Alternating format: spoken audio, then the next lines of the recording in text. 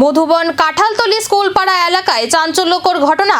মধুবন কাঁঠালতলী স্কুলপাড়ার বাসিন্দা সমীর দাস পেশায় হকার হলেও এলাকার সামাজিক কর্মকাণ্ডে সক্রিয় ভূমিকা ছিল তার। তরুণ সংঘ ক্লাবের সেক্রেটারি হিসাবেও দায়িত্ব পালন করেছিলেন তিনি, কিন্তু হঠাৎই তার মৃত্যুর ঘটনায় শোকের ছায়া নেমে আসে পরিবার ও এলাকাবাসীর মধ্যে। পরিবারের অভিযোগ, সমীর দাসকে খুন করা হয়েছে। এই ঘটনায় স্বপন সূত্রধর ও মিঠুন সূত্রধরের নাম উল্লেখ করে অভিযোগ তুলছেন তারা। পরিবারের আরও দাবি, ক্লাবের সেক্রেটারি পদ পরিবর্তনকে কেন্দ্র করে দীর্ঘদিন ধরে বিরোধ চলছিল, আর সেই বিরোধের জেরেই এই মর্মান্তিক ঘটনা ঘটেছে বলে সন্দেহ তাদের।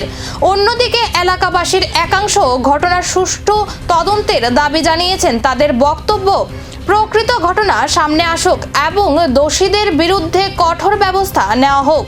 এদিকে ঘটনার খবর ছড়িয়ে পড়তেই এলাকায় চাঞ্চল্যের সৃষ্টি হয়েছে। পুলিশ পুরো বিষয়টি খতিয়ে দেখছে, তবে তদন্ত শেষ না হওয়া পর্যন্ত মৃত্যুর প্রকৃত কারণ নিয়ে ধোঁয়াশা থেকেই যাচ্ছে।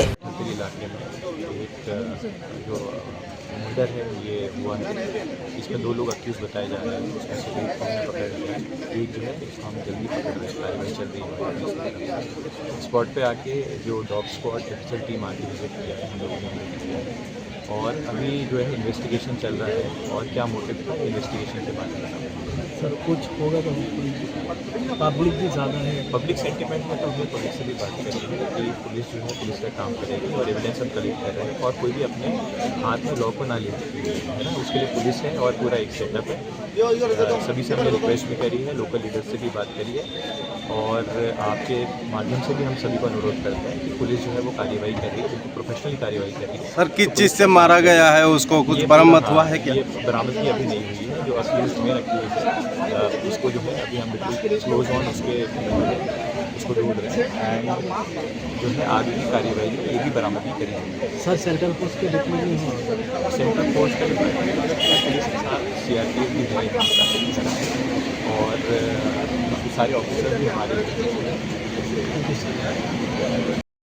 ক্লাব রাজনীতির দ্বন্দ্ব নাকি অন্য কোনো কারণ? সমীর দাসের মৃত্যুর নৈপথ্যে লুকিয়ে থাকা রহস্যের জট খুলবে কি তদন্তে?